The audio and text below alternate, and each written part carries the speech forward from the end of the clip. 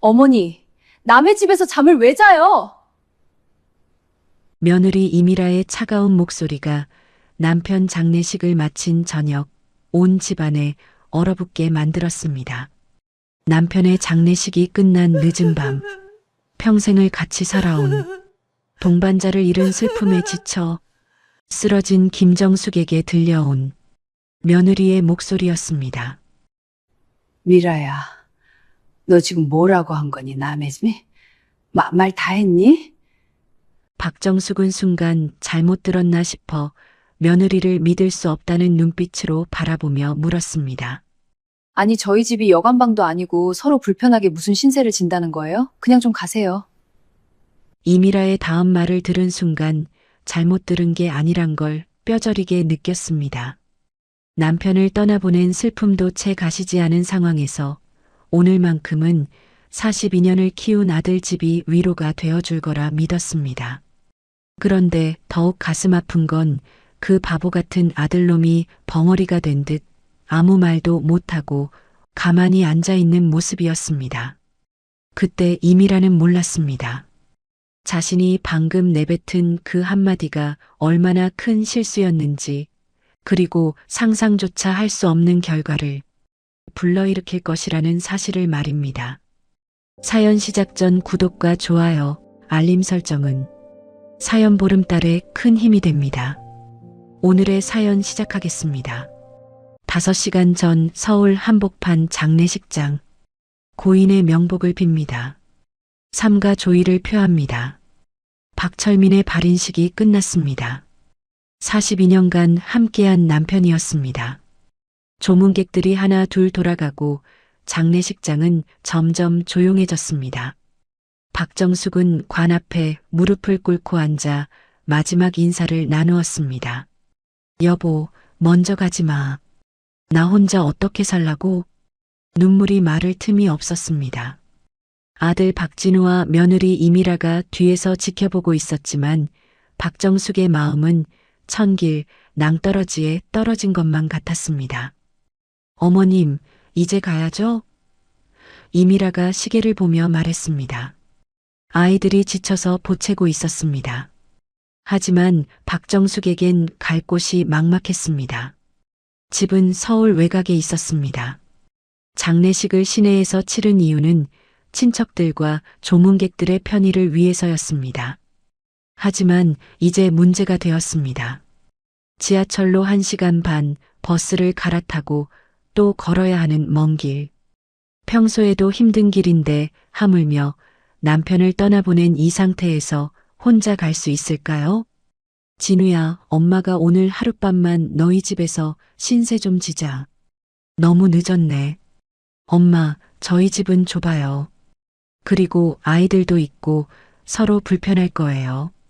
좀 힘드시더라도 편하게 집에 가서 주무세요. 자주 있는 일도 아니고 더군다나 오늘 아버지 장례식인데 한번 신세 좀 지자는데 뭐가 이렇게 야박한지. 거실 한 구석에라도 있다가 내일 아침에 바로 갈게. 오늘만큼은 나도 아들한테 위로 좀 받고 싶구나. 박정숙의 목소리는 간절했습니다. 지금 혼자 집에 가면 무너질 것 같았습니다. 42년간 함께했던 남편의 빈자리가 얼마나 클지 생각만 해도 숨이 막혔습니다. 어머님, 그때 이미라가 끼어들었습니다. 저희도 힘들어요. 애들 내일 학교 가야 하고 회사도 가야 하고 어머님 집이 따로 있잖아요. 그래도 오늘 하루는 내 아들이랑 같이 있고 싶구나. 왜 자꾸 그러세요? 저희 집이 무슨 여관방인 줄 아세요? 이미라의 목소리가 차가워졌습니다. 장례식장 로비에 선 사람들이 힐긋 쳐다봤습니다. 박정숙의 얼굴이 빨갛게 달아올랐습니다. 미라야, 어떻게 그런 말을 할 수가 있니? 어머님, 진짜 이해 안 돼요. 본인 집 놔두고 서로 불편하게 왜 자꾸 저희 집에서 자려고 해요? 아들 박진우는 고개를 푹 숙인 채 아무 말도 하지 않았습니다. 박정숙은 울컥했습니다.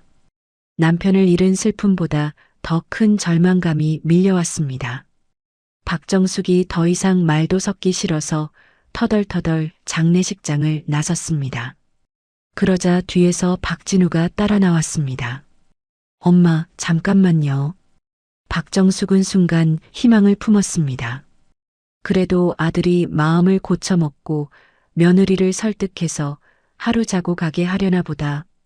하지만 박진우가 내민 것은 5만 원짜리 지폐 한 장이었습니다. 엄마, 버스 말고 택시 타고 가세요. 너무 늦었으니까. 박정숙은 그 순간 온 세상이 무너지는 것을 느꼈습니다. 42년을 키운 아들이 남편 잃은 날 밤에 어머니를 내쫓고 있었습니다.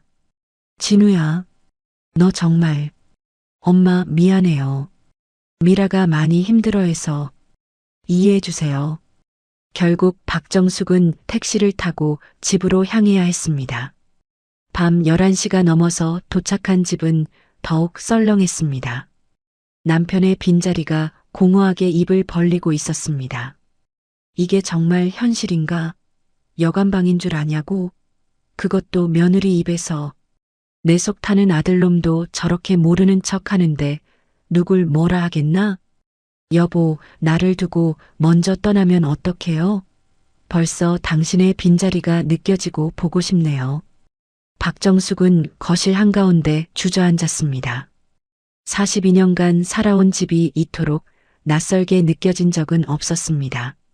남편의 냄새, 남편의 흔적들이 고스란히 남아있는데 정작 남편은 없었습니다. 그리고 무엇보다 가슴을 애는 것은 아들의 차가운 태도였습니다. 저희 집이 여관방인 줄 아세요? 며느리의 말이 계속 귓가에 맴돌았습니다. 42년간 아들을 키우며 온갖 고생을 다했는데 이게 받을 대접인가? 박정숙은 그날 밤 한숨도 잘 수 없었습니다. 새벽 4시 박정숙은 여전히 잠들지 못했습니다. 거실 소파에 앉아 창밖을 바라보니 가로등만이 외롭게 빛나고 있었습니다. 42년간 옆에서 코를 골며 잠들던 남편이 없으니 이 집의 모든 소리가 낯설게 들렸습니다. 냉장고 돌아가는 소리, 시계 초침 소리, 바람에 흔들리는 나뭇가지 소리까지 평소엔 남편의 숨소리에 가려져 들리지 않던 것들이 이제는 하나하나 다 들렸습니다. 여보야, 나 혼자 어떻게 살려고 이렇게 가버렸니? 이 매정한 사람아. 중얼거리는 자신의 목소리마저 어색했습니다. 그동안은 남편과 대화를 나누며 살았는데 이제는 혼잣말밖에 할 수 없었습니다. 동이 트자 박정숙은 부엌으로 향했습니다. 습관적으로 두 사람 분량으로 밥을 지으려다가 멈춰 섰습니다. 이제는 혼자였으니까 쌀을 다시 반으로 줄이면서도 마음이 먹먹했습니다. 이런 것부터 다시 배워야 하는구나. 아침을 차려놨지만 입맛이 없었습니다. 식탁에 혼자 앉아 있으니 더욱 쓸쓸했습니다. 남편이 앉던 자리를 바라보며 박정숙은 또 눈물을 흘렸습니다. 전화벨이 울렸습니다. 혹시 아들이 사과 전화를 하나 싶어 서둘러 받았습니다. 정수가, 나 영희야. 어제 장례 잘 마쳤니? 이웃집 김영희 할머니였습니다. 박정숙은 실망스러우면서도 반가웠습니다. 응, 고마워. 잘 마쳤어. 혼자 괜찮아? 우리 집에 와서 밥이라도 먹고 가. 괜찮아. 나 이제 혼자 살아야지 뭐. 전화를 끊고 나니 더욱 고요했습니다. 영희는 걱정해 주는데 정작 친자식들은 안부 전화 한 통 없었습니다. 박정숙은 휴대폰을 들여다봤습니다. 혹시 부재중 전화나 문자가 있나 싶어서. 하지만 아무것도 없었습니다. 어젯밤 그 차가운 말들이 다시 떠올랐습니다. 저희 집이 여관방인 줄 아세요? 며느리의 목소리가 귓가에 맴돌았습니다. 박정숙의 가슴이 답답해졌습니다. 내가 뭘 잘못했을까? 거실을 둘러보니 아들의 흔적들이 곳곳에 남아 있었습니다. 벽에 걸린 박진우의 어린 시절 사진, 대학 졸업식 때 찍은 가족 사진, 결혼식 때 받은 꽃다발까지. 모든 게 행복했던 기억들이었는데 어디서부터 잘못된 걸까요? 점심때가 되어도 아들에게서 연락은 없었습니다. 박정숙은 참다 못해 전화를 걸었습니다. 여보세요? 진우야, 엄마야. 아, 엄마. 무슨 일 있으세요? 목소리가 어제와 다름없이 차가웠습니다. 박정숙은 가슴이 먹먹해졌습니다. 아니야. 그냥 집에 잘 들어갔나 싶어서. 네, 잘 들어갔어요. 바빠서 끊을게요. 진우야, 잠깐만. 뭐 급한 일이에요? 아들의 재촉하는 목소리에 박정숙은 할 말을 잃었습니다. 그냥 듣고 싶었을 뿐이었는데 남편의 빈자리에 그냥 내 아들 목소리로 위로받고 싶었을 뿐이었는데 그것마저 부담스러워하는 것 같았습니다. 아니야. 별일 아니야. 바쁘면 끊어. 뚝 전화가 끊어졌습니다. 박정숙은 휴대폰을 들고 한참을 멍하니 있었습니다. 언제부터 아들과 이렇게 멀어진 걸까요? 오후가 되자 동네 아는 할머니들이 하나 둘 찾아왔습니다. 모두 위로의 말을 건넸습니다. 정숙이가 이제 아들네 가서 편히 지내겠네. 그러게 며느리도 착하고 손자들도 있으니 얼마나 좋아. 고작 하룻밤도 안 재워주는 애들한테 같이 살자니요. 할머니들의 말에 박정숙은 쓴웃음을 지었습니다. 저렇게 얘기해주는 할머니들에게 어젯밤 일을 얘기한다면 정말 상상도 하기 싫었습니다. 차라리 모르는 게 나을 것 같았습니다. 오라고는 하는데 혼자 사는 게 편하지. 거짓말을 하면서도 마음이 아팠습니다. 남들 앞에서는 행복한 척해야 하는 게 더 서러웠습니다. 저녁이 되어도 아들에게서 연락은 없었습니다. 박정숙은 혼자 간단히 저녁을 먹으며 생각에 잠겼습니다. 앞으로 이런 날들이 계속될 텐데 과연 견딜 수 있을까요? 밤이 깊어갈수록 집은 더욱 조용해졌습니다. 박정숙은 남편의 유품을 정리하며 하루를 마무리했습니다. 옷장 깊숙이 있던 낡은 사진첩을 발견했습니다. 사진첩을 펼치니 박진우가 어릴 때 사진들이 나왔습니다. 돌잔치 때, 첫 생일 때, 초등학교 입학식 때, 그때는 얼마나 사랑스러웠는지. 박정숙과 남편의 얼굴에는 행복한 웃음이 가득했습니다. 그때가 좋았는데. 박정숙은 사진을 쓰다듬으며 중얼거렸습니다. 언제부터 이렇게 멀어진 걸까? 아들이 결혼하면서부터일까? 아니면 손자가 태어나면서부터일까? 알 수 없는 서운함이 가슴 깊숙이 자리 잡았습니다. 하지만 박정숙은 아직 몰랐습니다. 자신이 그토록 소중히 여기는 아들과 며느리가 얼마나 큰 실수를 저질렀는지, 그리고 곧 더 큰 시련이 기다리고 있다는 사실을 말입니다. 내일은 아들에게 다시 연락해 봐야겠다는 생각이 들었어요. 어떻게든 이 서먹함을 풀어보고 싶었습니다. 하지만 과연 아들이 받아줄까요?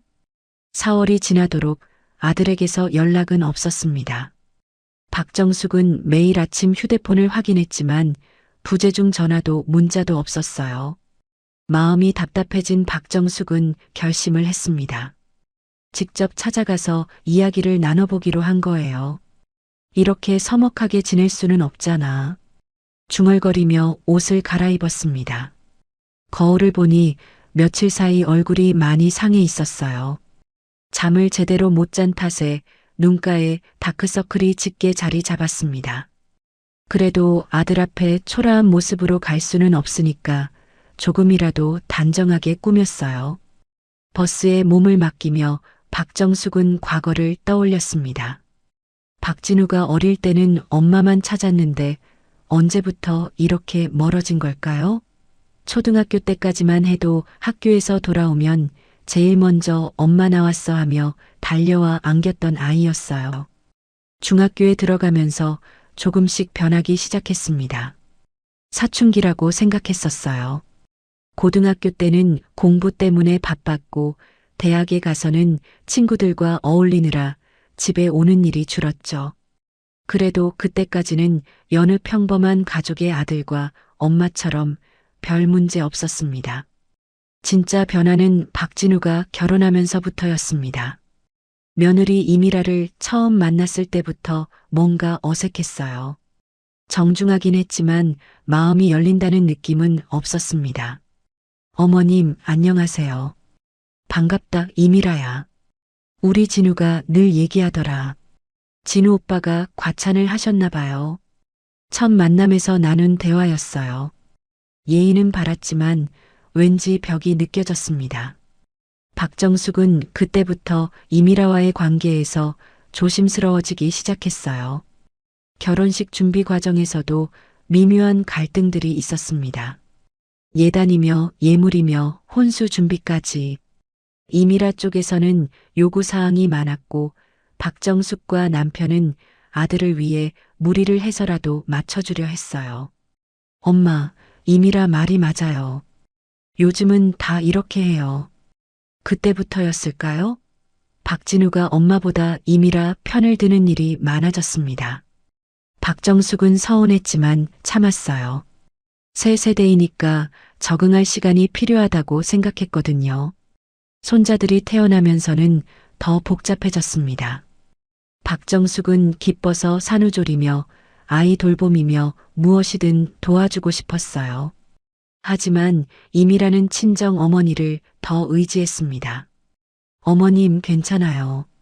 저희가 알아서 할게요. 아니야. 내가 도와줄게. 경험이 있으니까. 아니에요.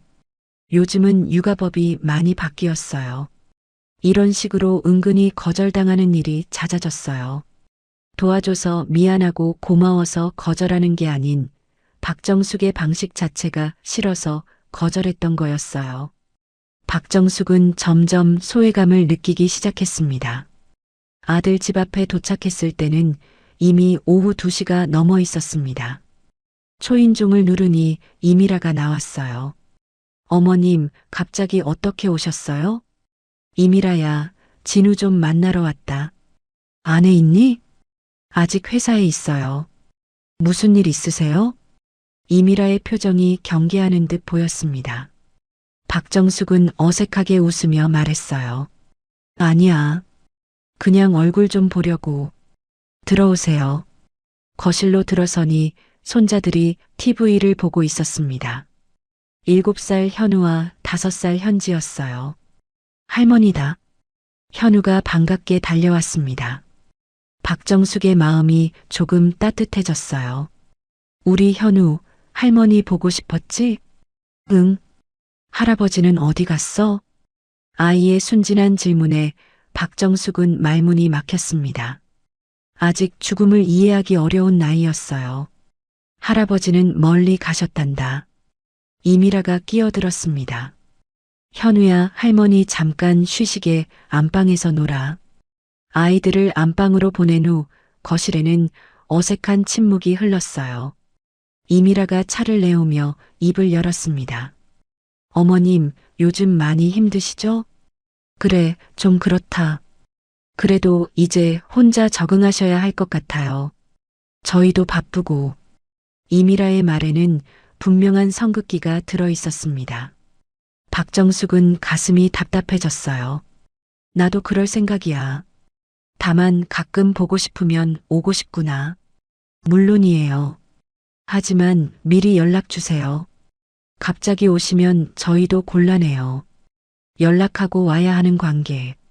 42년간 기른 아들의 집에 와서 이런 말을 들어야 하다니 박정숙의 눈가가 시큰해졌습니다. 그래, 알겠다. 그때 현관문이 열리며 박진우가 들어왔어요. 엄마, 왜 여기 계세요? 너 보고 싶어서 왔다. 박진우는 넥타이를 풀며 소파에 앉았습니다. 피곤해 보였어요. 전화하시지 그러셨어요. 전화로는 목소리만 들리자니 얼굴을 봐야지. 엄마, 저 바빠요. 회사 일도 많고. 아들의 차가운 반응에 박정숙은 더 이상 말을 이을 수 없었습니다. 예전 같으면 고생한다. 밥은 먹었니? 하고 물어봤을 텐데 지금은 그런 말조차 부담스러워하는 것 같았어요. 그래, 바쁘겠지. 엄마가 일찍 갈게. 일어서려는 박정숙을 보며 박진우가 말했습니다. 엄마, 앞으로는 미리 연락하고 오세요. 갑자기 오시면 곤란해요. 그 말이 마지막 한 방이었어요. 뭔가 내가 크게 잘못 생각하고 있었구나. 아들도 나를 보고 싶어 할 거라는 생각. 아들도 나를 위로해주고 싶어 할 거라는 생각. 그게 아니었구나. 박정숙은 고개를 끄덕이며 집을 나섰습니다. 버스 정류장까지 가는 길에 눈물이 계속 흘렀어요. 내가 언제부터 이렇게 천덕꾸러기가 되었을까? 집으로 돌아가는 버스 안에서 박정숙은 깊은 좌절감에 빠졌습니다. 이제 정말 혼자라는 걸 실감했어요. 집에 돌아온 박정숙은 거실 소파에 털썩 주저앉았습니다. 아들 집에서의 차가운 대접이 아직도 가슴에 생생했어요. 언제부터 이렇게 되었을까 하는 생각에 잠겨 있는데 문득 벽에 걸린 오래된 액자가 눈에 들어왔습니다. 박진우가 초등학교 1학년 때 찍은 가족 사진이었어요. 박정숙과 남편 사이에 끼어 환하게 웃고 있는 어린 박진우의 모습이 지금과는 너무 달랐습니다. 그때는 엄마 아빠가 세상의 전부였는데, 그때는 참 좋았는데, 박정숙은 중얼거리며 사진첩을 꺼내 들었어요. 첫 장을 넘기자 박진우가 갓난아기였을 때 모습이 나왔습니다. 3.2kg로 태어난 작은 생명체.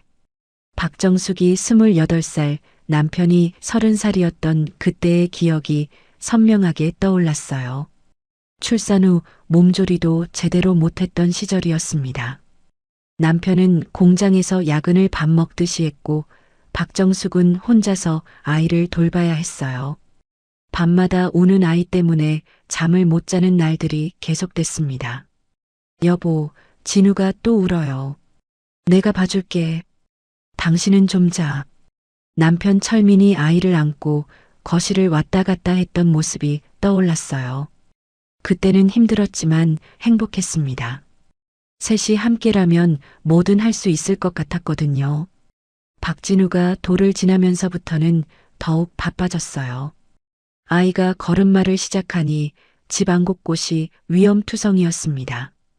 박정숙은 박진우가 다칠까봐 한시도 눈을 뗄 수 없었어요. 엄마. 처음으로 엄마라고 불렀던 그날의 감동을 어떻게 잊을 수 있겠어요?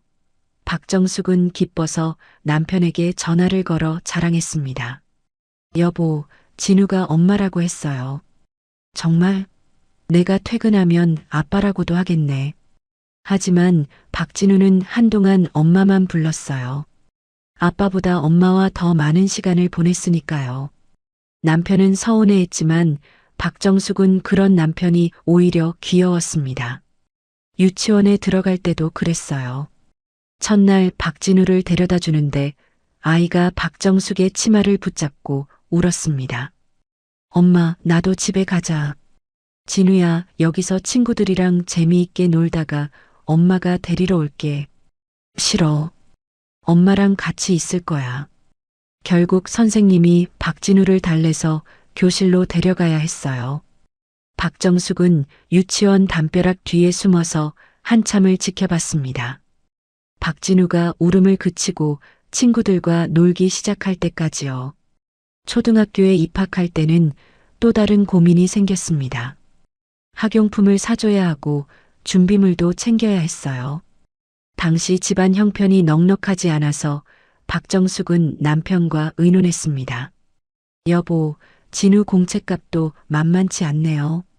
그래도 우리 아들 공부하는데 아낄 수는 없지. 맞아요. 제가 파트타임이라도 해볼까요? 안 돼. 진우가 아직 어린데 엄마가 집에 있어야지. 남편은 야근을 더 늘렸고 박정숙은 집에서 할 수 있는 부업을 찾았어요. 옷감 재단 일을 받아다가 밤 늦게까지 바느질을 했습니다.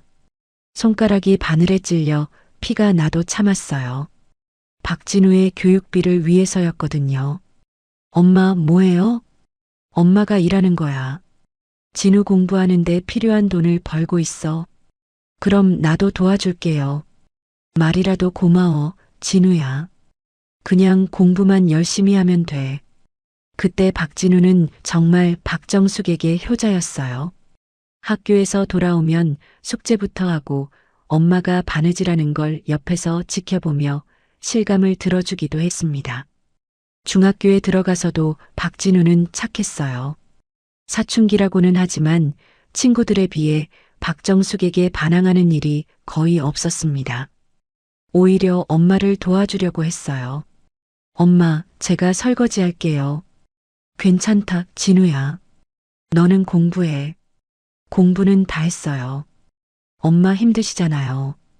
고등학교 때는 입시 스트레스로 가족 모두가 힘들었습니다. 하지만 그런 와중에도 박진우는 박정숙을 걱정했어요. 엄마, 너무 걱정하지 마세요. 제가 열심히 할게요. 우리 진우가 제일 착해. 엄마는 진우만 건강하면 돼. 대학에 합격했을 때의 기쁨은 이루 말할 수 없었어요. 진짜 온 세상을 다 가진 것만 같았습니다. 박정숙과 남편은 손을 잡고 기뻐했습니다. 여보, 우리 진우가 대학생이 되었어. 그동안 고생한 보람이 있네. 대학교 4년 동안은 박진우가 조금 멀어지기 시작했어요. 친구들과의 시간이 늘어나고 집에 오는 횟수도 줄었습니다. 하지만 그래도 명절이나 생일에는 꼬박꼬박 챙겨줬어요. 엄마 생신 축하드려요. 고맙다, 진우야. 엄마는 내가 건강한 게 최고야. 취직을 하고 나서도 처음에는 괜찮았어요. 첫 월급을 받아서 박정숙과 남편에게 용돈을 드렸거든요. 엄마, 아빠, 그동안 감사했어요. 이런 걸 왜? 내 용돈 아껴야지. 아니에요. 부모님께 드리고 싶었어요. 그때까지만 해도 박정숙은 정말 행복했습니다. 이렇게 착한 아들을 키운 것이 자랑스럽기까지 했습니다. 하지만 이미라를 만나면서부터 조금씩 달라지기 시작했어요. 처음에는 그럭저럭 괜찮았습니다. 엄마, 소개하고 싶은 사람이 있어요. 그래. 어떤 아이인데? 착하고 예뻐요. 엄마 마음에 들 거예요. 이미라를 처음 만났을 때 느낌이 아직도 선명해요. 예의 바르긴 했지만 어딘가 어색했습니다. 무엇보다 박진우를 보는 눈빛이 달랐어요. 소유욕이 강해 보였거든요. 어머님, 잘 부탁드려요. 그래, 이미라야. 우리 진우 잘 부탁한다. 결혼 준비 과정에서부터 미묘한 갈등이 시작됐어요. 예물이며 예단이며 신혼집 마련까지 모든 것에 이미라의 의견이 강하게 반영됐습니다. 엄마, 요즘은 결혼할 때 다들 이렇게 한대요. 이미라가 진짜 잘 알아요. 이미라가 원하는 대로 해줍시다. 그때부터였을까요? 박진우가 박정숙보다 이미라 편을 드는 일이 많아졌어요. 사진첩을 덮으며 박정숙은 한숨을 쉬었습니다. 그 착하던 아들이 어떻게 이렇게 변한 걸까요? 42년간 혼신을 다해 키웠는데 이제는 연락하고 와야 하는 관계가 되었다니. 뭘 잘못했을까? 박정숙의 마음은 점점 무거워져만 갔어요. 이대로는 안 될 것 같았습니다. 뭔가 결정을 내려야 할 때가 온 것 같았어요. 그날 밤 박정숙은 잠을 이루지 못했습니다. 아들 집에서 받은 차가운 대접이 계속 머릿속을 맴돌았어요. 특히 이미라가 한 말들이 가슴에 박혀서 아팠습니다. 미리 연락하고 오세요. 42년간 기른 아들의 집에 가는데 연락을 하고 가야 한다니 언제부터 이렇게 남이 된 걸까요? 박정숙은 베개를 뒤척이며 잠 못 드는 밤을 보냈어요. 다음 날 아침 평소보다 일찍 일어난 박정숙은 부엌에서 차를 우리고 있었습니다. 그런데 현관문 밖에서 웅성거리는 소리가 들렸어요. 이웃집 김영희 할머니와 박정순 할머니가 이야기하는 것 같았습니다. 정숙이가 참 딱해. 남편 죽고 혼자 남았는데 그러게 말이야. 그래도 아들이 있어서 다행이지. 아들이 뭐 해줘? 요즘 며느리들이 시어머니를 얼마나 싫어하는데. 박정숙의 손이 떨렸습니다. 혹시 이웃들이 자신의 처지를 다 알고 있는 건 아닐까요? 정숙이 며느리는 어떤가? 글쎄, 겉으로는 착해 보이는데 속은 모르지. 할머니들의 목소리가 점점 멀어졌어요. 박정숙은 가슴이 답답해졌습니다. 이웃들 사이에서 화제거리가 되고 있다는 게 부끄러웠어요. 오전 10시경 휴대폰이 울렸습니다. 박진우에게서 온 전화였어요. 반가운 마음에 서둘러 받았습니다. 진우야. 엄마, 저 지금 바쁜데 급한 얘기만 해주세요. 차가운 목소리였어요. 박정숙은 가슴이 서늘해졌습니다. 아니야. 그냥 목소리 듣고 싶어서. 엄마, 회사에서 전화 받기 어려워요. 나중에 다시 걸게요. 진우야, 잠깐만. 뚝, 전화가 끊어졌어요. 박정숙은 휴대폰을 들고 한참을 멍하니 있었습니다. 예전에는 이런 적이 없었는데 뭔가 이상했어요. 점심시간쯤 되어 다시 박진우에게 전화를 걸어봤습니다. 하지만 받지 않더군요. 문자를 보내봤어요. 진우야, 엄마야. 통화 가능할 때 전화 줘. 답장은 저녁 8시가 넘어서야 왔습니다. 바빠요. 급한 일 아니면 나중에 연락 주세요. 단 한 줄뿐이었어요. 박정숙은 스마트폰 화면을 보며 눈물이 났습니다. 언제부터 아들이 이렇게 매정해진 걸까요? 며칠 후 동네 슈퍼에 갔을 때였습니다. 계산을 하는데 사장님이 말을 걸었어요. 정숙 할머니, 많이 힘드시죠? 아니에요. 괜찮아요. 아들 내외가 잘해주겠어요. 요즘 효자들이 많지 않은데. 박정숙은 억지 웃음을 지었습니다.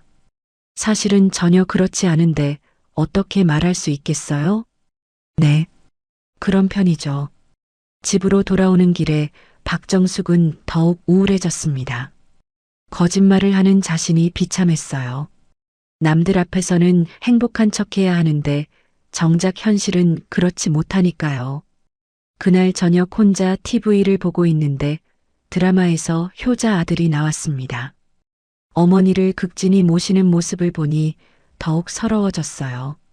저런 아들도 있구나. 중얼거리며 채널을 돌렸지만 어떤 프로그램을 봐도 집중이 안 됐습니다. 자꾸 박진우 생각만 났어요. 이상한 일은 계속 이어졌습니다. 다음 날 아침 박진우가 다니는 회사 근처를 지나게 됐어요. 혹시 아들을 만날 수 있을까 싶어 점심시간에 맞춰 갔는데 박진우를 발견했습니다. 그런데 아들의 표정이 이상했어요. 동료들과 함께 걸어가는데 얼굴이 굉장히 어두워 보였습니다. 뭔가 고민이 있는 것 같았어요. 박정숙은 다가가서 인사하려다가 멈췄습니다. 회사 앞에서 나타나면 박진우가 부담스러워할 것 같았거든요. 멀리서 지켜만 봤어요. 박진우의 걸음걸이도 평소와 달랐습니다. 어깨가 축 처져 있고 동료들과 대화도 별로 하지 않는 것 같았어요. 뭔가 문제가 있는 건 아닐까요? 집에 돌아와서 박정숙은 고민에 빠졌습니다. 아들에게 직접 물어보고 싶었지만 요즘 들어 연락하는 것조차 부담스러워하는 것 같았어요. 어떻게 해야 할까요? 며칠 후 우연히 이미라를 동네에서 마주쳤습니다. 박정숙은 반가워서 인사를 했어요. 이미라야, 웬일로 이쪽에? 아, 어머님. 안녕하세요. 이미라의 표정도 어딘가 어두워 보였습니다. 화장을 했지만 피곤해 보였어요. 진우 잘 지내지? 네, 잘 지내요. 대답은 했지만 확신이 없어 보였습니다. 박정숙은 뭔가 이상하다고 느꼈어요. 애들은 학원에 갔어요. 요즘 학원비가 만만치 않네요. 이미라가 한숨을 쉬었습니다. 그리고 무의식 중에 나온 말이었을 거예요. 돈 들어가는 것도 많고 참 힘들어요. 박정숙은 귀를 기울였습니다. 혹시 아들 집에 경제적 어려움이 있는 건 아닐까요? 많이 힘드니? 아니에요. 그냥 하는 소리예요. 임이라는 급히 말을 돌렸지만 이미 박정숙은 눈치챘어요. 뭔가 문제가 있다는 걸요. 그럼 저는 가봐야겠어요. 안녕히 계세요. 임이라는 서둘러 자리를 떠났습니다. 박정숙은 그 모습을 보며 확신했어요. 분명히 아들 집에 무슨 일이 있다는 걸요. 그날 밤 박정숙은 더욱 잠을 이루지 못했습니다. 아들이 요즘 들어 예민해진 것도 연락을 피하는 것도 모두 이유가 있을 거라는 생각이 들었어요. 혹시 내가 짐이 되고 있는 건 아닐까? 불안한 마음이 점점 커져갔습니다. 아들에게 도움이 되기는커녕 부담만 주고 있는 건 아닐까요? 다음 날 아침 거울을 보니 얼굴이 많이 상해 있었어요. 며칠간 제대로 잠을 못 잔 탓에 눈가에 다크서클이 짙게 자리 잡았습니다. 입맛도 없어서 밥도 제대로 못 먹고 있었어요. 이러다가 정말 병 날 것 같네. 박정숙은 중얼거리며 한숨을 쉬었습니다. 뭔가 해결책을 찾아야 할 것 같았어요. 이대로는 안 될 것 같았습니다. 아들이 자신을 부담스러워한다면 어떻게 해야 할까요? 박정숙의 마음속에 어두운 생각들이 하나, 둘 자리 잡기 시작했어요. 박정숙은 이미라와의 우연한 만남 이후 계속 신경이 쓰였습니다. 돈 들어가는 것도 많고 참 힘들어요라는 말이 자꾸 귓가에 맴돌았어요. 혹시 아들 집에 경제적 어려움이 있는 건 아닐까 하는 생각이 떠나지 않았습니다. 며칠 후 박정숙은 결심을 하고 동네 부동산 앞을 지나다가 들어가 봤어요. 혹시 아들 집 근처 전월세 시세를 알아보려고 했습니다. 아들이 전세금 때문에 고생하고 있는 건 아닐까 하는 생각 때문이었어요. 이 근처 아파트 전세가 어떻게 되나요? 어디 동을 말씀하시는 거예요? 박정숙이 아들 집 주소를 알려주자 부동산 사장의 표정이 묘해졌습니다. 거기는 요즘 전세가가 많이 올랐어요. 작년에 비해서 거의 2억은 올랐을 거예요. 2억이나요? 박정숙은 놀랐습니다. 아들이 몇 년 전에 이사했을 때와 지금 시세가 그렇게 차이가 날 줄은 몰랐어요. 네, 갱신할 때마다 올리거든요. 요즘 집주인들이 다 그래요. 집으로 돌아오는 길에 박정숙은 걱정이 커져갔습니다. 만약 아들이 전세금 때문에 고생하고 있다면 그래서 자신에게 차갑게 구는 건 아닐까요? 경제적 부담감 때문에 어머니까지 챙길 여유가 없는 건 아닐까 하는 생각이 들었어요. 그날 저녁 평소보다 일찍 잠자리에 들려고 했는데 휴대폰이 울렸습니다. 박진우에게서 온 전화였어요. 오랜만이라 반가웠지만 목소리가 이상했습니다. 엄마, 진우야, 웬일로 이렇게 늦은 시간에? 그냥 안부요. 목소리에 피로감이 묻어 있었어요. 뭔가 힘든 일이 있는 것 같았습니다. 많이 힘드니? 아니에요. 괜찮아요. 짧은 대답이었지만 박정숙은 느꼈어요. 아들이 무언가를 숨기고 있다는 걸요. 진우야, 엄마한테 할 말 있으면 언제든지 해. 네, 알겠어요. 잠시 침묵이 흘렀습니다. 박진우가 뭔가 말하려다가 참는 것 같았어요. 엄마, 그럼 자야겠어요. 내일 일찍 출근해야 해서요. 그래, 푹 자. 너무 무리하지 말고. 전화를 끊고 나서도 박정숙은 불안했습니다.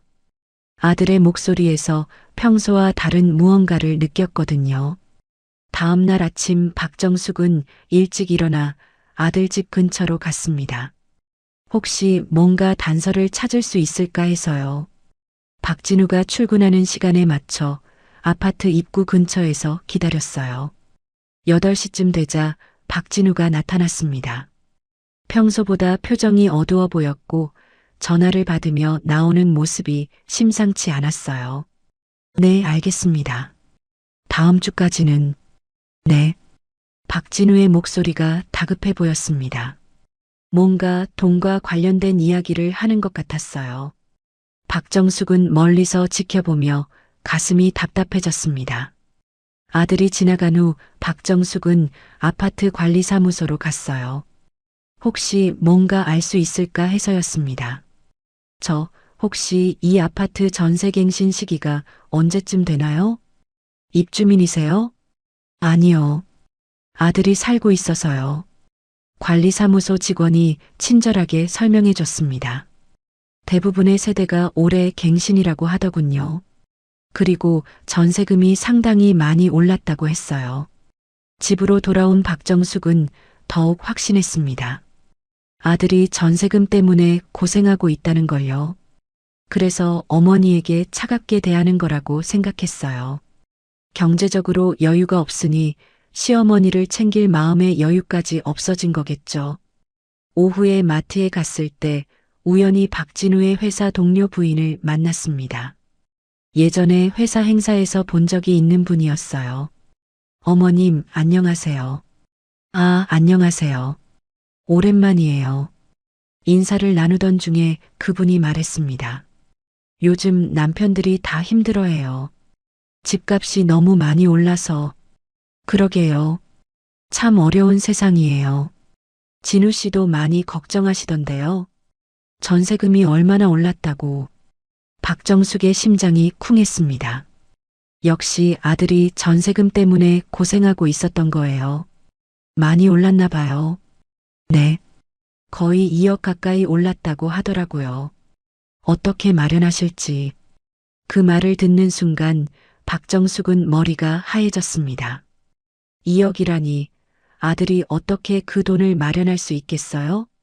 집으로 돌아온 박정숙은 깊은 생각에 빠졌습니다. 아들이 최근 들어 변한 이유를 이제야 알 것 같았어요. 경제적 부담감 때문에 어머니까지 돌볼 여유가 없는 거였습니다. 그러니까 나를 부담스러워하는 거구나. 자신이 아들에게 짐이 되고 있다는 생각이 확신으로 바뀌었어요. 그래서 여기가 여관방인 줄 아세요? 라고 했던 거고 연락하고 오라고 했던 거겠죠. 박정숙은 거실을 왔다 갔다 하며 고민했습니다. 어떻게 하면 아들에게 도움이 될 수 있을까요?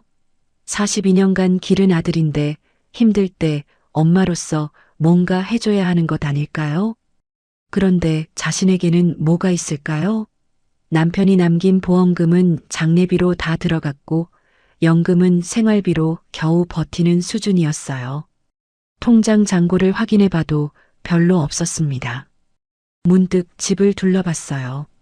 42년간 살아온 이 집. 비록 오래되긴 했지만 나름 괜찮은 위치에 있는 집이었습니다. 아들을 키우면서 조금씩 고쳐가며 살아온 소중한 공간이었어요. 박정숙의 마음속에 어떤 생각이 스쳐 지나갔습니다. 하지만 곧바로 고개를 저었어요. 아직은 너무 이른 생각이었거든요. 그날 밤 박정숙은 또다시 잠을 이루지 못했습니다.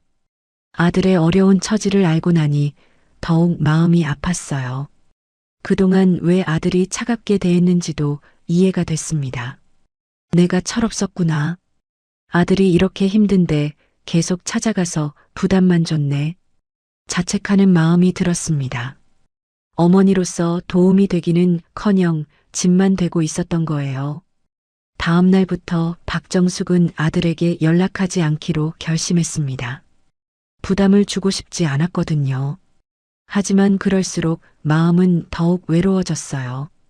일주일이 지나도록 아들에게서 연락은 없었습니다. 박정숙이 먼저 연락하지 않으니 아예 소식이 끊긴 거였어요. 이것만 봐도 아들이 얼마나 부담스러워했는지 알 수 있었습니다. 박정숙의 마음속에서는 점점 하나의 결심이 자리 잡기 시작했습니다. 아들을 위해 뭔가를 해야겠다는 생각이요. 그리고 그 방법도 어렴풋이 떠오르고 있었어요. 42년간 살아온 이 집을 팔면 아들에게 도움이 될 수 있을 거라는 생각이 점점 구체화되고 있었습니다. 박정숙은 아들의 경제적 어려움을 알게 된 후 며칠 동안 깊은 고민에 빠졌습니다. 잠들기 전마다 천장을 바라보며 생각했어요. 42년간 기른 아들이 힘들어하는데 어머니로서 뭔가 해줄 수 있는 일이 없을까 하고요. 아침에 일어나 거실을 둘러보면 이 집에 있는 모든 것들이 새롭게 보였습니다. 낡은 소파, 오래된 장롱, 벽지가 벗겨진 벽면들. 비록 낡았지만 42년간의 추억이 고스란히 담긴 공간이었어요. 남편과 함께 아들을 키우며 웃고 울었던 모든 기억들이 여기에 있었습니다. 하지만 이제는 나 혼자잖아.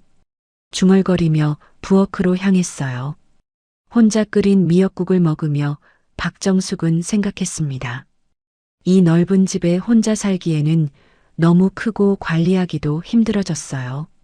계단도 있고 방도 3개나 되고 나이 든 몸으로는 버거웠습니다. 그날 오후 박정숙은 동네를 산책하며 부동산 중개소들을 유심히 봤어요. 평소에는 그냥 지나쳤는데 이제는 다르게 보였습니다. 창문에 붙은 매물 안내들이 눈에 들어왔어요. 우리 집 같은 집이 얼마나 할까? 발걸음을 멈추고 가격표를 봤습니다. 생각보다 높은 가격에 박정숙은 놀랐어요. 이 정도면 아들의 전세 문제를 충분히 해결할 수 있을 것 같았습니다. 집으로 돌아온 박정숙은 남편의 유품을 정리하며 다시 한번 생각해 봤어요. 옷장에서 남편이 입던 낡은 양복을 꺼내보니 가슴이 먹먹해졌습니다. 여보야, 내가 제대로 하는 걸까? 남편의 양복을 쓰다듬으며 혼잣말을 했어요. 만약 남편이 살아있다면 뭐라고 했을까요? 아마 반대했을지도 모르겠어요. 하지만 지금은 박정숙 혼자 결정해야 했습니다. 그날 저녁 평소보다 일찍 잠자리에 들었지만 잠이 오지 않았어요. 침대에 누워 창밖을 바라보며 42년간의 기억들이 주마등처럼 스쳐 지나갔습니다. 박진우가 처음 걸음마를 했던 거실, 아프다고 투정 부리며 달려와 안겼던 모습, 대학 합격 소식을 들었을 때의 기쁨, 모든 게 이 집에서 일어났던 일들이었어요. 그래도 진우가 더 중요하지. 박정숙은 마음을 굳혔습니다. 집은 팔 수 있지만 아들은 하나뿐이었거든요. 아들이 힘들어하는데 어머니가 도와주지 않으면 누가 도와주겠어요?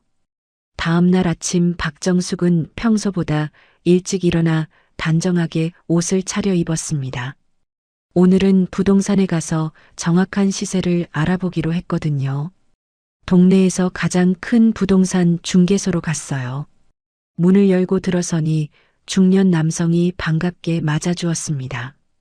어서 오세요. 무엇을 도와드릴까요? 저 집 매매 상담을 받고 싶어서요.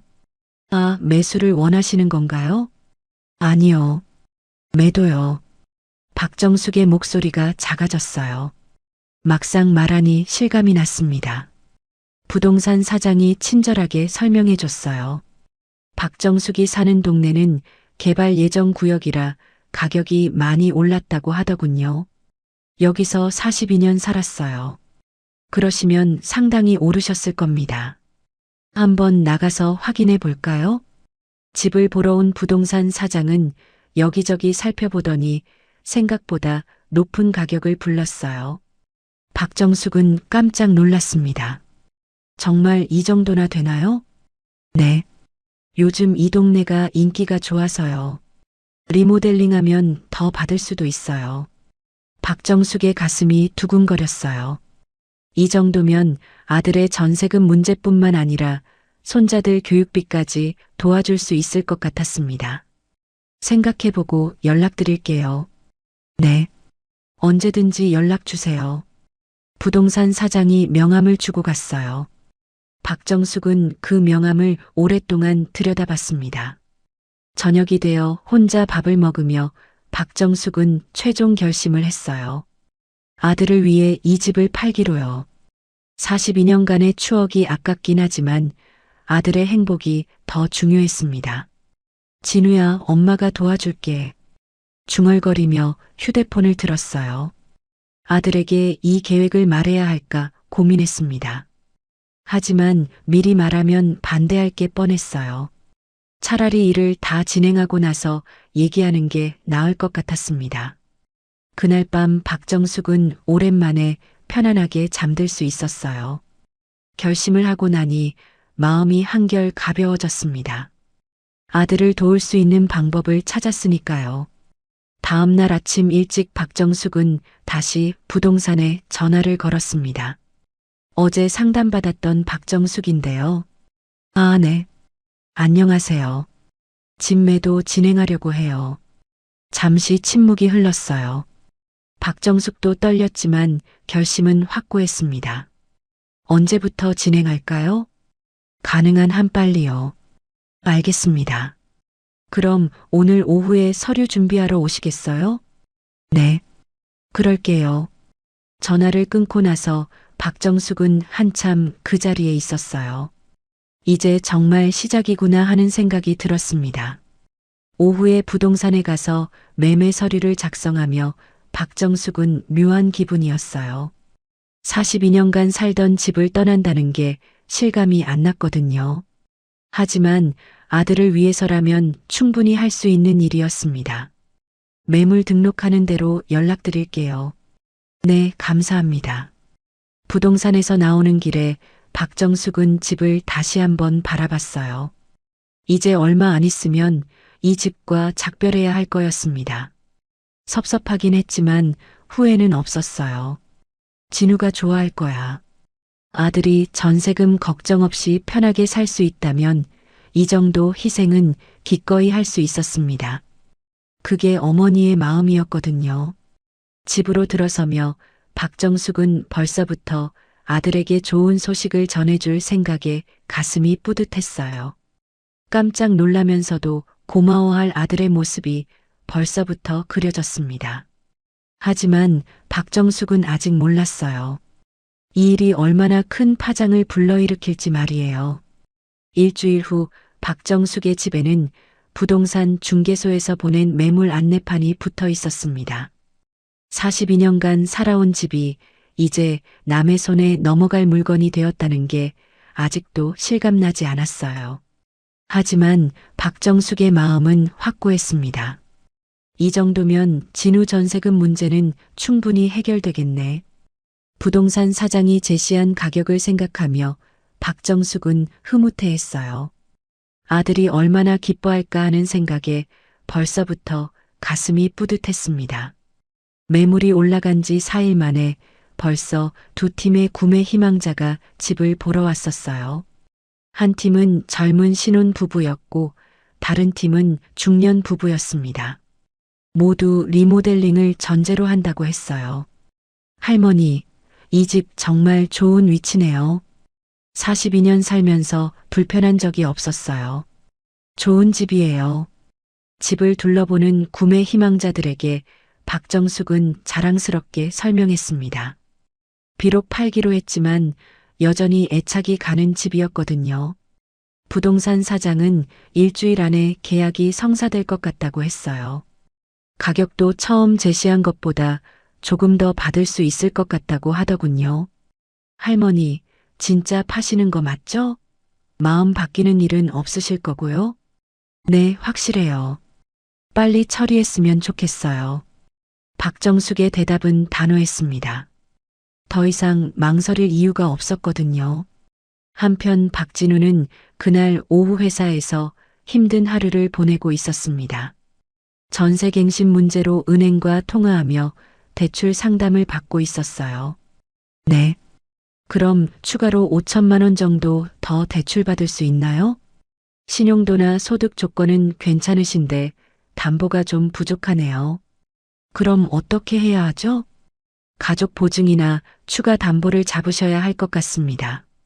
전화를 끊고 박진우는 머리를 쥐어잡았어요. 전세금이 2억 가까이 오른 상황에서 추가 대출도 쉽지 않았습니다. 이미라와도 요즘 들어 이 문제로 자주 다툴 거예요. 도대체 어떻게 해야 하지? 고민에 빠진 박진우는 문득 어머니 생각이 났습니다. 하지만 어머니께는 말씀드릴 수 없었어요. 이미 남편을 잃고 힘들어 하시는데 아들의 경제적 어려움까지 알게 하고 싶지 않았거든요. 그날 저녁 박진우는 집으로 가는 길에 우연히 모 은행 대출 상담사 김 대리와 마주쳤습니다. 대학 동기였던 김 대리는 박진우의 사정을 잘 알고 있었어요. 진우야, 그 전세 문제는 어떻게 됐어? 아직 해결 못했어. 정말 막막해. 부모님께 도움 요청해 봤어? 우리 아버지 돌아가셨고 어머니는 혼자 계셔서 그래도 집이라도 있으시면 담보로 잡을 수 있잖아. 김대리의 말에 박진우는 잠시 멈칫했어요. 어머니 집을 담보로 생각해 본 적이 없었던 방법이었습니다. 어머니 집 주소가 어떻게 되지? 한번 시세라도 확인해 볼까? 아니야. 그런 건 안 돼. 어머니께 피해를 줄 수는 없어. 하지만 김대리는 이미 휴대폰을 꺼내서 부동산 앱을 켰어요. 그냥 시세만 확인해 보자. 주소가 어떻게 돼? 박진우가 마지못해 어머니 집 주소를 알려줬어요. 김대리가 검색하더니 갑자기 놀란 표정을 지었습니다. 야, 이거 봐. 왜? 김대리가 휴대폰 화면을 박진우에게 보여줬어요. 그곳에는 박정숙의 집이 매물로 올라와 있었습니다. 가격까지 명시되어 있었어요. 이거 우리 어머니 집인데. 박진우의 얼굴이 하얗게 질렸습니다. 분명히 어머니는 아무 말씀도 안 하셨는데 집이 매물로 나와 있다니. 언제부터 매물로 나온 거야? 김대리가 매물 정보를 확인해 봤어요. 일주일 전에 올라왔네. 가격도 꽤 높게 나왔어. 박진우는 당황했습니다. 어머니가 왜 집을 파시려는 걸까요? 그것도 아무 말씀 없이. 혹시 어머니가 다른 곳으로 이사 가시려는 건가? 모르겠어. 저녁에도 얘기가 없었는데. 박진우는 급히 어머니께 전화를 걸었어요. 하지만 받지 않으셨습니다. 문자를 보내봤지만 답장도 없었어요. 일단 집에 가봐야겠어. 김대리와 헤어진 박진우는 서둘러 어머니 집으로 향했습니다. 가는 길에 내 마음이 불안했어요. 왜 어머니가 갑자기 집을 파시려는 건지, 그것도 아무 말씀 없이. 어머니 집 앞에 도착하자 정말로 매물 팻말이 붙어 있었어요. 박진우는 충격을 받았습니다. 정말로 어머니가 집을 파시려고 하는 거였어요. 현관문을 두드렸지만 대답이 없었어요. 열쇠를 사용해서 들어가 봤습니다. 엄마. 진우야. 왜 갑자기? 박정숙이 부엌에서 나왔어요? 아들이 갑자기 나타나자 당황한 기색이 역력했습니다. 엄마, 이게 뭐예요? 박진우가 매물 안내를 들고 있었어요. 박정숙의 얼굴이 굳어졌습니다. 그게 왜 말도 안 하고 집을 파시려고 해요? 박진우의 목소리가 격해졌어요. 박정숙은 어떻게 설명해야 할지 몰랐습니다. 아직 아들에게 말할 준비가 되어 있지 않았거든요. 진우야, 앉아. 엄마가 설명할게. 설명이 무슨. 42년 사신 집을 왜 갑자기 파세요? 엄마가 다 생각이 있어서 하는 일이야. 생각이요? 어떤 생각이요? 박정숙은 잠시 망설였어요. 말해야 할 때가 온 것 같았습니다. 진우야, 엄마가 알아. 너 요즘 힘들지? 박진우의 표정이 굳어졌어요. 뭘 안다는 거예요? 전세 문제. 엄마가 다 들었어. 박진우는 당황했습니다. 어떻게 그걸 아셨을까요? 그래서 집을 파시겠다는 거예요? 그래. 이 집 팔면 너희 전세금 문제도 해결되고 손자들 교육비도 도와줄 수 있잖니? 박정숙의 말에 박진우는 머리가 하얘졌어요. 어머니가 자신을 위해 42년 살던 집을 팔려고 한다니. 엄마, 그럴 필요 없어요. 왜? 엄마가 너 도와주면 안 되니? 그런 게 아니라 이 집은 엄마가 사시는 곳이잖아요. 엄마는 괜찮아. 작은 곳에서도 충분히 살 수 있어. 박진우는 가슴이 터질 것 같았어요. 자신의 경제적 어려움 때문에 어머니가 이런 희생을 하려고 하다니. 엄마, 절대 안 돼요. 집 매매 취소하세요. 진우야, 안 된다고. 안 돼요. 박진우의 목소리가 커졌어요.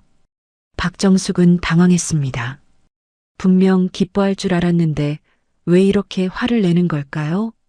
그 순간 두 사람 사이에는 깊은 침묵이 흘렀습니다. 42년간 쌓아온 모자간의 애정이 이렇게 복잡하게 얽혀 있을 줄은 몰랐어요. 박진우는 어머니의 희생 정신에 감동받으면서도 죄책감에 시달렸고, 박정숙은 아들을 위한 일인데 왜 반대하는지 이해할 수 없었습니다. 엄마, 정말 집 팔면 안 돼요. 왜? 엄마는 상관없다고 했잖니. 두 사람의 갈등이 본격적으로 시작되는 순간이었어요. 거실에는 무거운 침묵이 흘렀습니다. 박진우는 소파에 털썩 앉으며 한숨을 쉬었고, 박정숙은 아들을 바라보며 서 있었어요. 42년간 함께해 온 모자 사이에 이런 갈등이 생길 줄은 몰랐습니다. 진우야, 엄마 말 좀 들어봐. 박정숙이 조심스럽게 입을 열었어요. 아들의 반응이 예상과 너무 달라서 당황스러웠습니다. 분명히 기뻐할 줄 알았는데 왜 이렇게 화를 내는 걸까요? 엄마는 정말 괜찮아. 이 집에 혼자 있으니까 너무 넓기도 하고 관리하기도 힘들어. 그렇다고 집을 팔아요? 박진우의 목소리에는 답답함이 묻어 있었어요. 어머니의 마음은 고맙지만 이런 식으로는 안 되었습니다. 엄마, 제가 언제 집 팔아달라고 했어요? 그런 건 아니지만 엄마가 보기에 내가 너무 힘들어 보이더라. 박정숙이 아들 옆에 앉으며 말했어요. 며칠간 고민 끝에 내린 결정이었는데 아들이 이해해주지 않으니 속상했습니다. 엄마가 뭘 안다고 그래요? 박진우가 일어서며 거칠게 말했어요. 어머니가 자신의 사정을 어떻게 알았는지도 의문이었고 무엇보다 이렇게 큰 결정을 혼자 내렸다는 게 화났습니다. 엄마도 다 들었어. 전세금이 2억이나 올랐다면서. 박정숙의 말에 박진우는 더욱 당황했어요. 어떻게 그런 구체적인 숫자까지 알고 계신 걸까요? 누구한테 들었어요? 그건 중요하지 않니? 중요한 건 내가 힘들다는 거고 엄마가 도와줄 수 있다는 거야. 박정숙의 목소리에는 간절함이 담겨 있었어요. 42년간 아들을 위해 살아왔는데 정작 힘들 때 도와주지 못한다면 어머니 노릇을 제대로 하지 못하는 것 같았습니다. 박진우는 거실을 왔다 갔다 하며 생각했어요. 어머니가 자신을 위해 이런 희생을 하려고 한다는 게 고맙기도 하고 죄스럽기도 했습니다. 하지만 받아들일 수는 없었어요. 엄마, 저는 혼자서도 해결할 수 있어요. 어떻게? 은행 대출도 안 된다면서? 박정숙이 반박했어요. 아들이 얼마나 힘들어하는지 다 알고 있었습니다. 그건 다른 방법을 찾아볼게요. 무슨 다른 방법? 내가 얼마나 고민했는지 엄마가 다 봤어. 박정숙의 말에 박진우는 할 말이 없었어요. 정말로 막막한 상황이었거든요. 하지만 그렇다고 어머니의 집을 팔 수는 없었습니다. 엄마, 이 집은 엄마와 아버지가 42년간 살아온 곳이에요. 추억이 다 담겨 있는 곳이고, 추억은 마음속에 있는 거지집에 있는 게 아니야. 박정숙이 단호하게 말했어요. 이미 결심한 일이었습니다. 그래도 안 돼요. 박진우의 목소리가 커졌어요. 그 순간 현관문이 열리며 이미라가 들어왔습니다. 아이들과 함께 장을 보고 돌아오는 길이었어요. 여보가 왜 여기? 이미라는 남편과 시어머니의 분위기가 이상하다는 걸 바로 눈치챘습니다. 아이들을 안방으로 보낸 후 거실로 왔어요. 무슨 일 있어요? 이미라야. 박정숙이 며느리를 보며 말했어요. 며느리에게는 어떻게 설명해야 할지 더욱 어려웠습니다. 어머님이 집을 파시겠대요. 박진우가 먼저 말했어요. 정말요? 왜요? 우리 전세금 때문이에요. 박진우의 말에 이미라는 당황했어요. 시어머니가 자신들의 경제적 어려움을 알고 계셨다는 것부터 놀라웠습니다. 어머님, 그럴 필요 없어요. 저희가 알아서 할게요. 이미라도 박진우와 같은 반응을 보였어요. 하지만 마음 한구석에는 복잡한 감정이 있었습니다. 시어머니가 이런 희생을 해주신다면 전세금 문제가 한 번에 해결될 텐데 하는 생각이 스쳤거든요. 이미라야, 너도 알잖니? 요즘 얼마나 힘든지. 박정숙이 며느리에게 말했어요. 며느리라면 자신의 마음을 이해해 줄 거라고 생각했습니다. 그렇긴 하지만 어머님, 집을 팔 수는 없어요. 이미라의 대답은 예상과 달랐어요. 박정숙은 서운했습니다. 자신이 도와주겠다는데 왜 반대하는 걸까요? 엄마, 정말 집 매매를 취소하세요. 박진우가 다시 한번 강하게 말했어요. 어머니의 희생을 받을 수는 없었습니다. 왜? 엄마가 너희를 도와주겠다는데 왜 안 받아? 박정숙의 목소리에 서운함이 묻어났어요. 42년간 아들을 키우며 모든 걸 희생했는데 정작 도움이 필요할 때는 거절당하다니. 도와주시는 마음은 고맙지만 이런 식으로는 안 돼요. 그럼 어떤 식으로 해야 해? 엄마가 돈이라도 있어야 도와주지. 김정숙의 가슴속에서 무언가가 치밀어 올라 결국 목소리가 높아지고 말았습니다. 그녀에게는 이 집 하나밖에 없었습니다. 남은 생을 버틴 터전이자 아들을 도울 수 있는 유일한 방법이었으니까요. 진우야, 엄마가 42년 동안 너 키우느라 고생했는데 이제 엄마가 너 좀 도와주겠다는데 그것도 싫다는 거냐? 김정숙의 떨리는 말에 박진우의 마음이 철렁 내려앉았습니다. 어머니의 뜻은 알지만 그 희생을 받아들일 수 없었습니다. 그런 말이 아니에요, 엄마.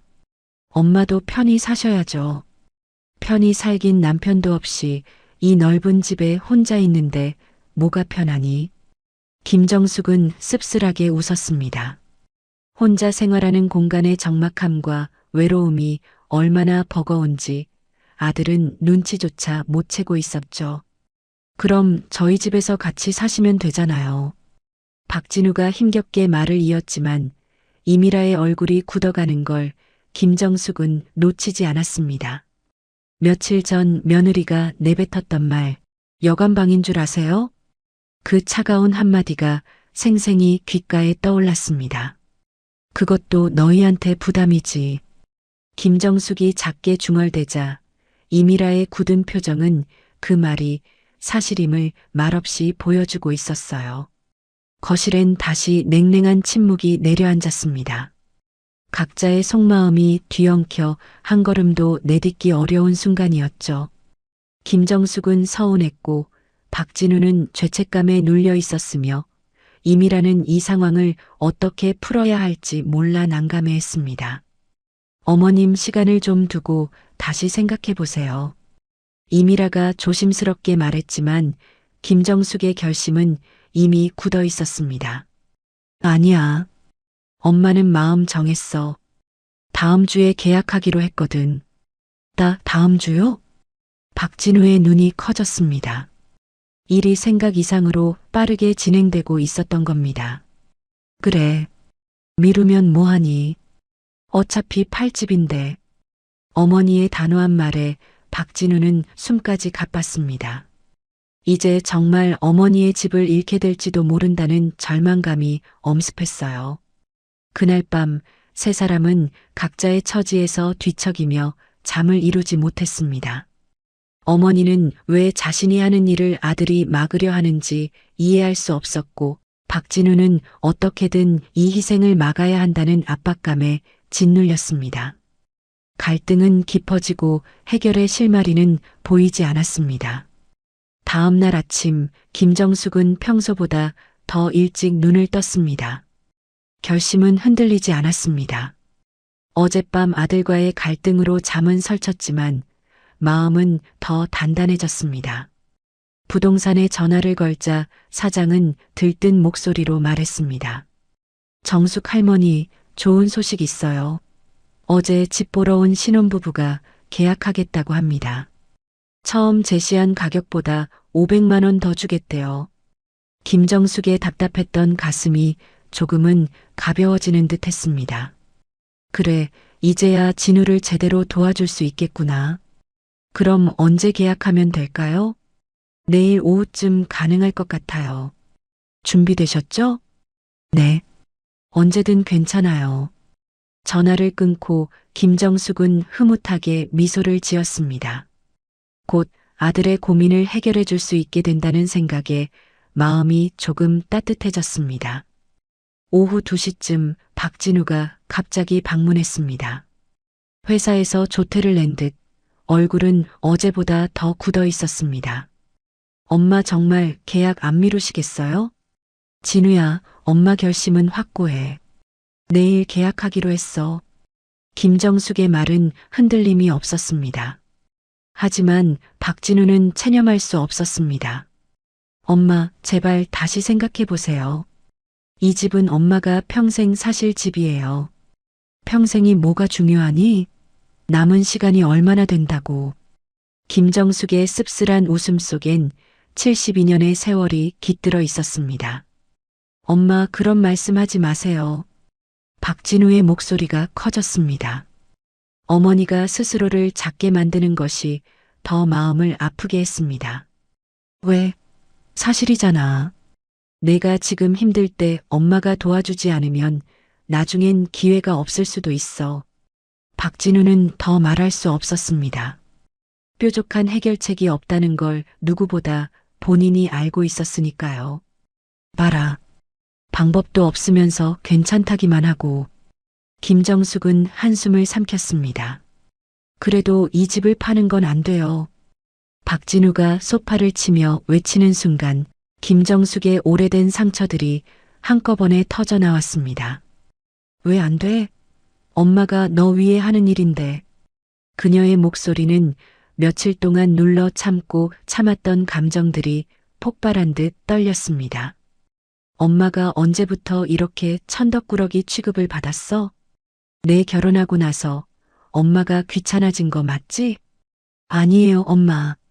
아니긴 뭐가 아니야. 여관방인 줄 아세요? 그 말 들었을 때 엄마 가슴이 얼마나 철렁했는지 알아?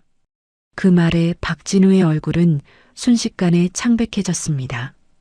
그건 미라가 그때 잠깐. 내가 말렸어야지. 42년을 키운 엄마한테 그런 말을 해도 돼? 김정숙의 눈물이 주르륵 흘러내렸습니다. 너 어릴 때 엄마가 어떤 마음으로 너 키웠는지 알아? 아버지는 야근만 했고 엄마 혼자 밤새 바느질했어. 내 교육비 벌려고 손가락에 피가 나도 참고 일했어. 박진우는 어머니의 이런 모습을 처음 보았습니다. 엄마 그래서 더 이런 희생을 받을 수 없는 거예요.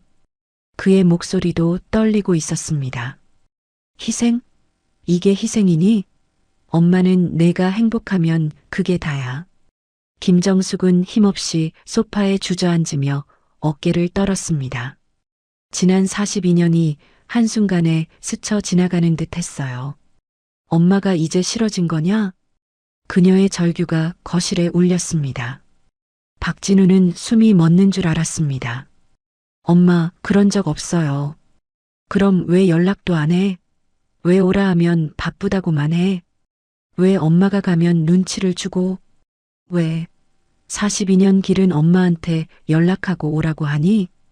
박진우는 아무 말도 할 수 없었습니다. 엄마가 이제 남이야? 호텔 손님이야? 김정숙의 목소리는 절망 그 자체였습니다.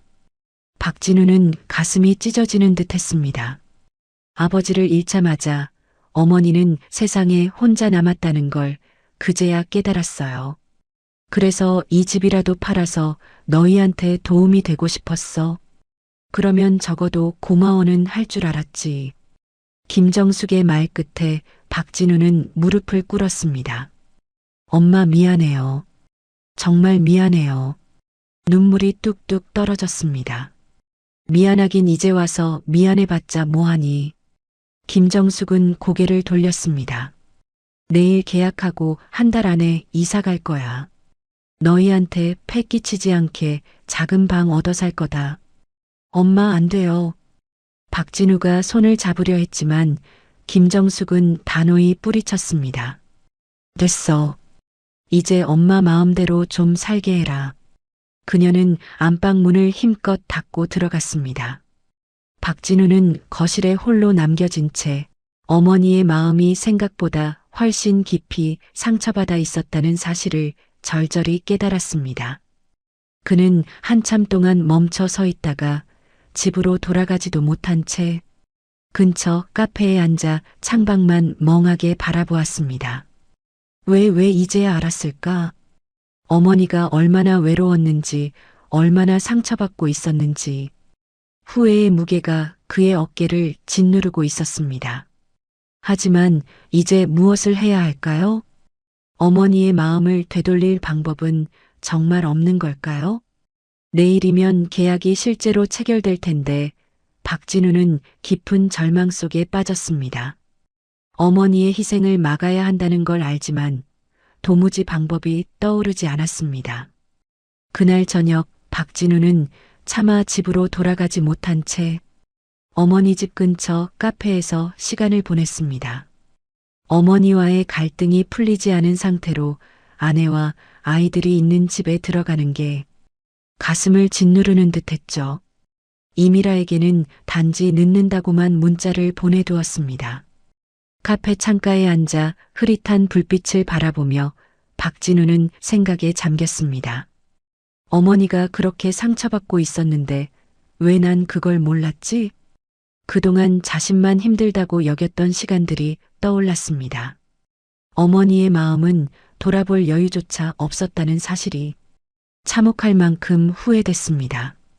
8시가 넘어서야 박진우는 조심스레 어머니 집으로 발길을 돌렸습니다. 현관 앞에서 오래도록 망설이다가 천천히 문을 열었습니다. 엄마, 대답이 없었습니다. 거실은 적막했고 안방에서 낮은 목소리가 새어나왔습니다. 문 앞에 다가가 귀를 기울이자 어머니가 누군가와 통화 중이었습니다. 목소리는 평소와 다르게 떨려 있었어요. 네네, 알겠습니다. 다음 주 화요일이요? 네, 준비해 갈게요. 박진우는 심장이 철렁 내려앉았습니다. 이 늦은 시간에 이 떨리는 목소리로 누구와 어떤 이야기를 하고 계신 걸까? 잠시 후 통화가 끝나는 소리가 들렸습니다. 박진우는 조심스럽게 문을 두드렸습니다. 엄마, 들어가도 될까? 한참의 침묵 끝에 들린 목소리는 작고 약했습니다. 들어와. 안방문을 열고 들어서자 박진우는 눈을 크게 떴습니다. 침대 위에는 여러 장의 서류가 펼쳐져 있었고 어머니의 얼굴엔 낮과는 비교할 수 없이 지친 기색이 깊게 내려앉아 있었습니다. 엄마, 이게 뭐예요? 박진우가 다가가 앉으며 물었습니다. 서류들은 대부분 병원 관련 문서였습니다. 아무것도 아니다.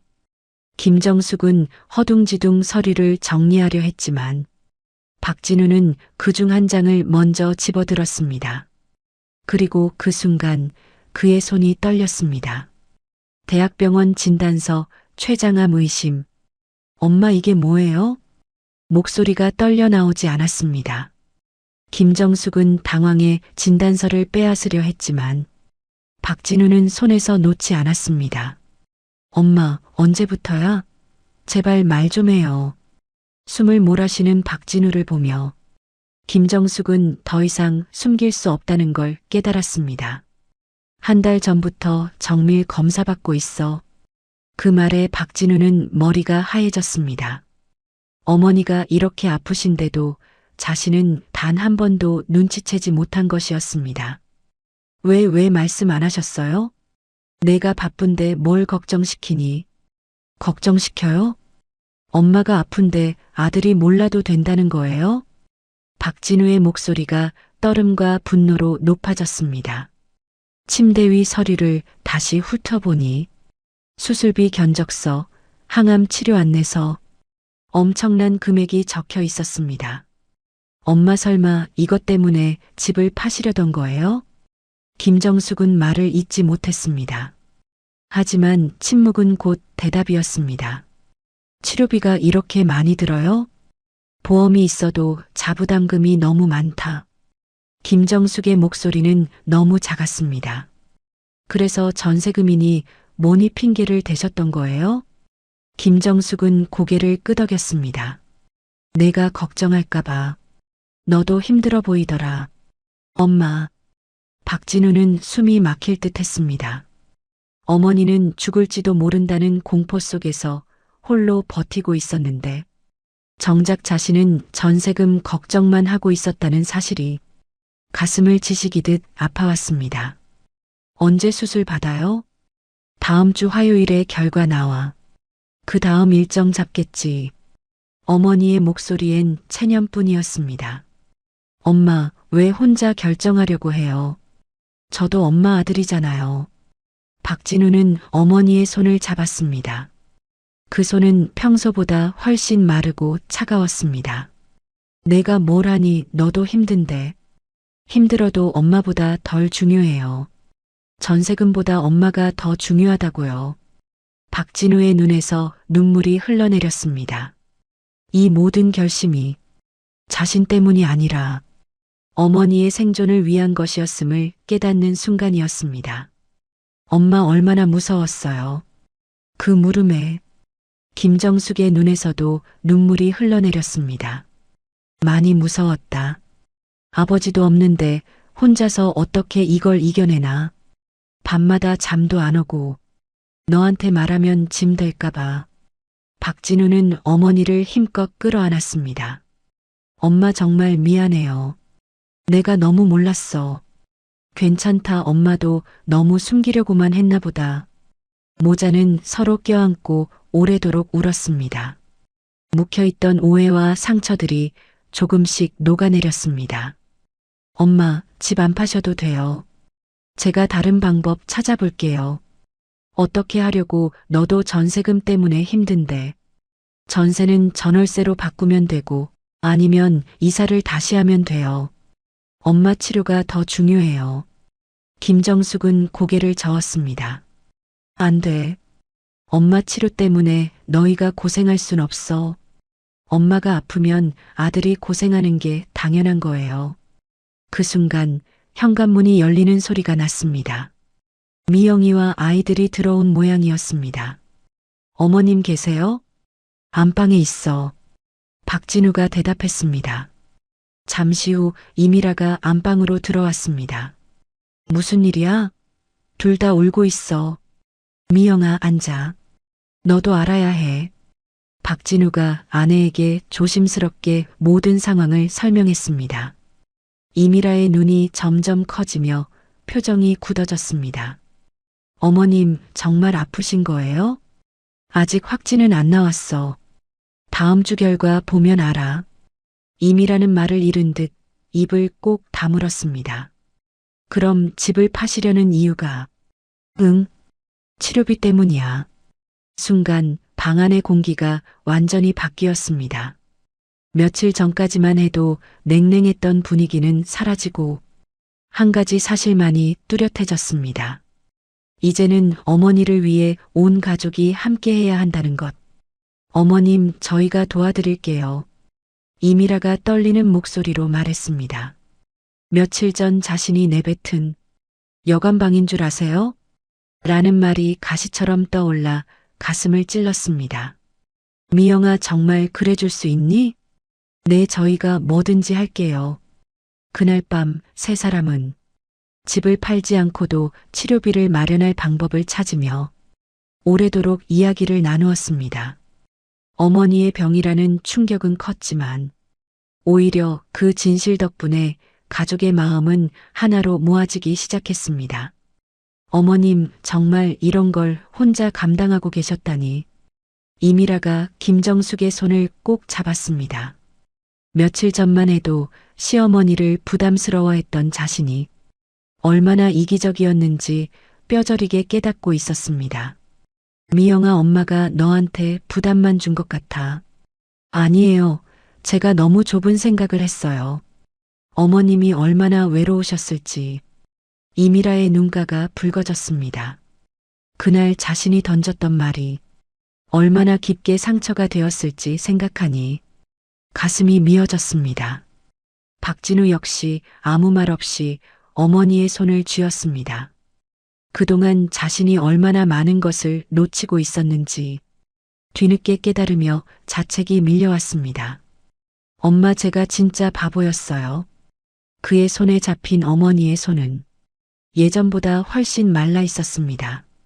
고통 속에서 홀로 견뎌온 시간을 말해주는 듯 했죠.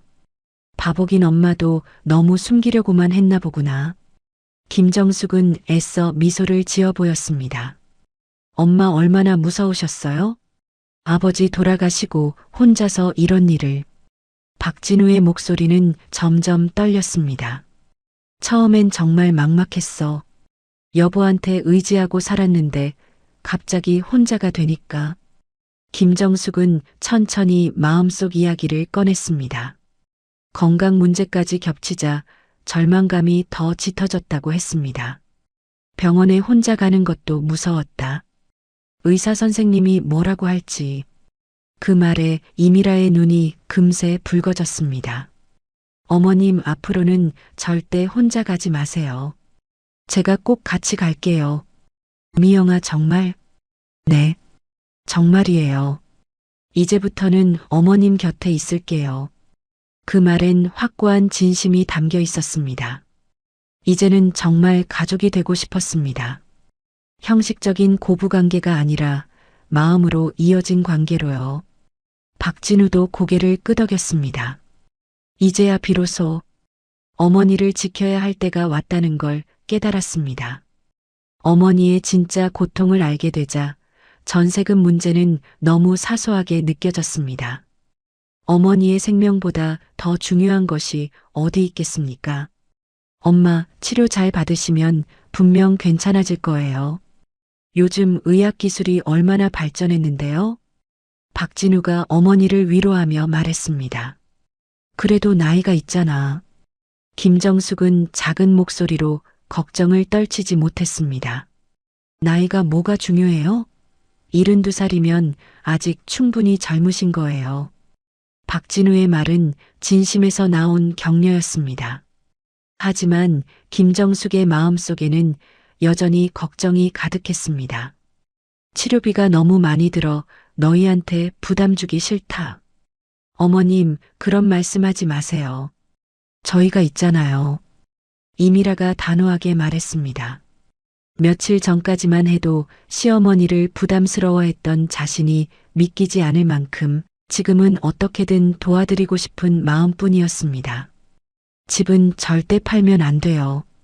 다른 방법을 찾아야 해요. 박진우가 말했습니다. 어머니가 49년 동안 지켜온 집을 꼭 지켜드리고 싶었습니다. 그 집에는 아버지와의 추억도 자신의 어린 시절도 모두 담겨 있었기 때문이었습니다. 그럼 어떻게 하니? 치료비가 보통 돈이 아닌데. 김정숙은 현실적인 문제 때문에 더욱 근심했습니다. 생각해보면 집을 팔지 않고는 방법이 없어 보였습니다. 제가 대출을 더 알아볼게요. 그리고 모아둔 돈도 있고. 진우야, 너 전세금 마련도 힘든데. 전세는 전월세로 바꾸거나 더 작은 곳으로 이사 가면 돼요. 엄마 치료가 더 중요하다고요. 박진우의 말에 이미라 역시 고개를 끄덕였습니다. 맞아요. 저도 파트타임이라도 다시 시작할게요. 아이들도 이제 컸으니까 일할 수 있어요. 미영아, 그러면 너도 힘들잖아. 김정숙은 며느리가 고생할까 걱정되었습니다. 괜찮아요. 가족이니까요. 이미라의 말은 진심이 담겨 있었습니다. 김정숙은 가슴 깊숙이 뭉클함이 차오르는 걸 느꼈습니다. 며느리가 이렇게 따뜻하게 대해줄 줄은 정말 몰랐습니다. 그 순간 세 사람은 진짜 가족이 무엇인지 깨달았습니다. 서로의 짐을 나누고 어려울 때 함께하는 것. 그게 바로 가족이었습니다. 어머님, 내일 부동산 가서 매매 취소하세요. 박진우가 단호한 어조로 말했습니다. 하지만 안 된다는 건 안 돼. 저희가 다른 방법 찾을 테니까 믿고 기다려주세요. 박진우의 말에는 단단한 의지가 깃들어 있었습니다. 김정숙은 아들과 며느리의 진심을 느꼈습니다. 혼자라고 생각했는데 사실은 혼자가 아니었습니다. 곁에는 가족이 있었습니다. 정말 괜찮을까? 괜찮을 거예요. 저희가 옆에 있잖아요. 이미라가 시어머니의 손을 꼭 잡아주었습니다. 이제는 정말 한 가족이 된 것 같은 순간이었습니다. 그날 밤 세 사람은 각자의 역할을 나누었습니다. 박진우는 대출과 보험 문제를 알아보고 이미라는 일자리를 다시 구해보기로 했으며 김정숙은 치료에 전념하기로 했습니다. 내일 부동산 가서 매매 취소할게. 마침내 김정숙이 결심을 말했습니다. 가족들의 진심을 느끼니 더 이상 혼자 모든 걸 감당하려고 하지 않아도 된다는 생각이 들었습니다. 감사해요, 엄마. 박진우가 어머니를 꽉 껴안았습니다. 이미라도 함께 안으며 세 사람은 하나가 된 순간을 느꼈습니다. 그동안의 갈등과 오해들이 모두 사라지는 것만 같았습니다. 이제야 비로소 진짜 가족이 되었다는 느낌이 들었습니다. 어려움이 닥쳤을 때 서로를 원망하는 대신 함께 이겨나가기로 마음을 모은 것이었습니다. 김정숙의 마음도 훨씬 가벼워졌습니다. 혼자 짊어지고 가야 한다고 느끼던 무거운 짐을 비로소 내려놓을 수 있게 되었기 때문이었습니다. 이제는 아들과 며느리가 함께 도와줄 테니까요. 그날 밤 김정숙은 오랜만에 편안한 잠을 청할 수 있었습니다. 더 이상 혼자가 아니라는 안도감이 가슴 깊이 스며들었습니다. 다음 날 아침 김정숙은 일찍 일어나 부동산 중개소에 전화를 걸었습니다. 어젯밤 가족들과의 대화로 마음을 완전히 바꾼 상태였습니다. 더 이상 혼자 모든 걸 감당할 필요가 없다는 걸 마침내 깨달은 것이었습니다. 안녕하세요, 김정숙 할머님. 사장님 죄송한데 집 매매를 취소하려고 해요. 용기 있는 말에 사장은 놀라며 물었습니다. 네, 오늘 계약하기로 하셨는데 갑자기 왜요? 가족들과 상의해 보니까 아직은 팔 때가 아닌 것 같아요. 하지만 구매자분이 계약금도 준비하고 그분께는 제가 직접 사과드릴게요. 정말 죄송해요. 김정숙의 목소리는 흔들림 없이 확고했습니다. 이제는 후회 없는 선택이었습니다. 전화를 끊고 난 뒤 김정숙은 한결 가벼워진 마음을 느꼈습니다. 49년간 살아온 집을 지킬 수 있게 된 것이었습니다. 오후가 되어 박진우와 이미라가 아이들과 함께 찾아왔습니다. 어젯밤과는 완전히 다른 밝은 분위기였습니다. 이미라는 김정숙을 보자마자 다가와 품에 안았습니다. 어머님, 어젯밤에 잠 잘 주무셨어요? 응, 오랜만에 편히 잤다. 다행이에요. 앞으로는 혼자 끙끙 앓지 마시고 저희한테 말씀하세요. 이미라의 말에는 진심이 가득했습니다. 며칠 전까지만 해도 상상할 수 없던 변화였습니다. 할머니, 현우와 현지가 김정숙에게 달려왔습니다. 아이들도 부모에게서 할머니가 아프다는 얘기를 들었던 모양이었습니다. 할머니 아프지 마세요. 현지가 김정숙의 다리에 꼭 매달리며 말했습니다. 김정숙은 손녀의 머리를 쓰다듬으며 미소를 지었습니다. 할머니 아프면 우리가 돌봐드릴게요. 현우도 당차게 말했습니다. 아이들의 순수한 마음은 김정숙의 가슴을 따뜻하게 데웠습니다. 고마워, 우리 손자들아. 박진우가 집안을 둘러보며 말했습니다.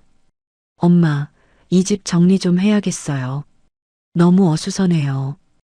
그래, 내 아버지 돌아가시고 나서 정리를 제대로 못했지. 저희가 도와드릴게요. 같이 해요. 이미라가 소매를 걷어붙였습니다. 예전 같았으면 이런 제안은 꺼냈을 리 없지만 지금은 마음이 완전히 달라져 있었습니다. 그날 오후 가족들은 함께 집 정리를 시작했습니다.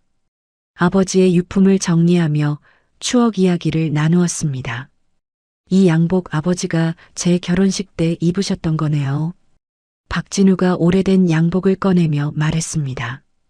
김정숙은 양복을 쓰다듬으며 말했습니다.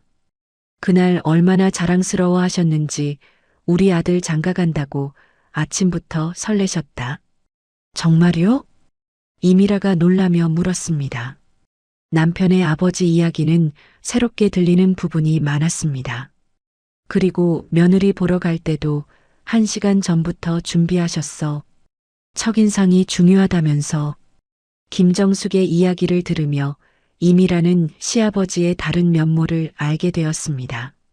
무뚝뚝해 보이던 모습 뒤에 따뜻함이 숨겨져 있었던 것입니다. 이건 뭐예요? 현우가 낡은 앨범 하나를 발견했습니다. 박진우의 어린 시절 사진들로 가득한 앨범이었습니다. 아, 이거 너 어릴 때 사진들이네. 김정숙은 반가운 듯 앨범을 펼쳤습니다. 첫 페이지에는 갓난아기였던 박진우의 사진이 있었습니다. 아빠가 이렇게 작았어? 현지가 신기한 표정으로 물었습니다. 이미라 역시 남편의 어린 시절 사진을 보고 웃음을 터뜨렸습니다. 정말 귀여우셨네요. 그때는 천사 같았지 지금은 뭐. 김정숙이 농담을 하자 모두가 웃음 터졌습니다. 오랜만에 집안에 따뜻한 웃음소리가 퍼졌습니다. 앨범을 넘기며 김정숙은 돌잔치, 첫 생일, 유치원 입학, 초등학교 운동회, 박진우의 성장 과정을 하나하나 설명해 주었습니다. 어머님이 정말 고생 많이 하셨네요. 이미라가 사진을 보며 말했습니다. 젊은 시절 김정숙이 아이를 돌보는 모습 속에는 깊은 사랑이 가득 담겨 있었습니다. 고생이 아니라 행복이었지. 우리 진우가 있어서 하루하루가 즐거웠다. 김정숙의 말에 박진우는 가슴이 뭉클해졌습니다. 어머니가 자신을 키우며 얼마나 많은 사랑을 줬는지 새삼 깨닫는 순간이었습니다. 정리를 하다 보니 어느새 저녁 시간이 되었습니다. 어머님, 오늘 저녁은 제가 준비할게요. 이미라가 제안했습니다. 아니야, 미영아. 너 힘들 텐데. 괜찮아요. 어머님은 좀 쉬세요. 이미라는 부엌으로 들어가 저녁 준비를 시작했습니다. 시어머니를 대하는 마음이 예전과는 완전히 달라져 있었습니다. 저녁 자리에서 박진우가 말했습니다. 엄마, 내일 병원에 같이 가요. 결과 들을 때 혼자 가시면 안 돼요. 그래도 너 회사는 상관없어요. 엄마가 더 중요해요. 저도 같이 갈게요. 이미라도 함께 하겠다고 말했습니다. 김정숙은 감동에 목이 메었습니다. 혼자 병원에 다녔던 그동안이 얼마나 외로웠는지 김정숙은 새삼 깨달았습니다. 고마워, 정말 고마워. 그의 눈가에 금세 눈물이 고였습니다. 이제는 더 이상 혼자가 아니라는 사실이 이렇게나 든든하게 느껴질 줄 몰랐습니다. 식사 후 아이들은 할머니 방으로 들어가 TV를 함께 봤습니다. 김정숙은 손자들이 옆에서 까르르 웃는 모습만 봐도 마음 한구석이 따뜻해졌습니다. 할머니, 빨리 나으세요. 현우가 김정숙의 손을 꼭 잡고 말했습니다. 응, 할머니 금방 나아서 너희랑 많이 놀아줄게. 김정숙은 아이들 앞에서만큼은 밝은 미소를 지을 수 있었습니다. 그날 밤 박진우 가족은 모두 김정숙의 집에서 하룻밤을 함께 보냈습니다. 오랜만에 온 가족이 한 지붕 아래 모여 지내는 밤이었습니다. 잠들기 전 김정숙은 문득 생각했습니다. 남편이 떠난 뒤 자신은 늘 혼자라고만 여겨왔는데 사실은 혼자가 아니었습니다. 사랑하는 가족들이 곁에 있었습니다. 병은 여전히 두렵고 벅찼지만 이제는 혼자 견디지 않아도 됐습니다. 가족들이 함께 해줄 테니까요. 그날 밤 김정숙은 오랜만에 편안한 잠을 이룰 수 있었습니다. 집안은 따뜻한 기운으로 가득했고 정말로 가족이라는 의미가 다시 살아나는 듯한 밤이었습니다. 다음 날 아침 박진우와 이미라는 김정숙과 함께 병원으로 향했습니다. 검사 결과를 들으러 가는 길 두 사람은 양쪽에서 정숙의 손을 꼭 잡고 걸었습니다. 혼자였다면 얼마나 무서웠을까. 세 사람 모두 그런 생각을 자연스레 떠올렸습니다. 괜찮을 거예요, 엄마. 박진우가 어머니를 격려했지만 정작 본인도 떨리는 마음을 숨기지 못했습니다. 병원에 도착하자 의사의 얼굴은 다행히 밝았습니다. 다행히 초기 단계입니다. 수술하면 완치 가능성이 매우 높아요. 세 사람은 동시에 긴 숨을 내쉬었습니다. 그동안 얼마나 큰 걱정을 품고 있었는지 실감하는 순간이었습니다. 수술은 언제 하면 될까요? 이미라가 물었습니다. 이제는 시어머니의 일이 곧 자신의 일처럼 느껴졌습니다. 다음 주 목요일에 입원하시고 금요일에 수술하시면 됩니다. 일주일 정도 입원하시면 되고요. 의사의 설명을 듣는 동안 박진우와 이미라는 빠르게 메모를 하며 혹시 놓칠까봐 한마디도 허투루 듣지 않으려 애썼습니다. 그 모습을 보던 김정숙은 마음속 깊이 든든함과 따뜻함이 차오르는 걸 느꼈습니다. 병원을 나오는 길에 김정숙이 말했다. 너희가 있어서 정말 든든하다. 당연하죠. 저희가 있잖아요. 이미라가 자연스럽게 대답했습니다. 며칠 전만 해도 상상조차 어려웠던 장면이었습니다. 집에 돌아온 박진우는 회사에 연락해 어머니 수술 일정 때문에 휴가를 사용하겠다고 말했습니다. 이미라는 동네에서 시간제 일자리를 구해 치료비에 조금이라도 보탬이 되려고 했습니다. 너희가 이렇게까지 하면 엄마가 부담스러워. 김정숙이 조심스레 말했지만 엄마 가족이니까 당연한 거예요. 박진우는 단호하게 고개를 저었습니다. 제가 어릴 때 엄마가 저 위해 얼마나 희생하셨는데요. 그날부터 새로운 일상이 시작되었습니다. 매일 누군가 김정숙을 찾아와 안부를 물었고 함께 시간을 보내며 외로움이 가득했던 지난 며칠이 거짓말처럼 사라졌습니다. 이미라는 일주일에 두세 번 반찬을 만들어 가져다 주었고 박진우는 퇴근 후 집으로 발걸음을 돌렸습니다. 아이들도 할머니 집에 오는 걸 유난히 좋아했습니다. 할머니, 오늘 학교에서 그림 그렸어요.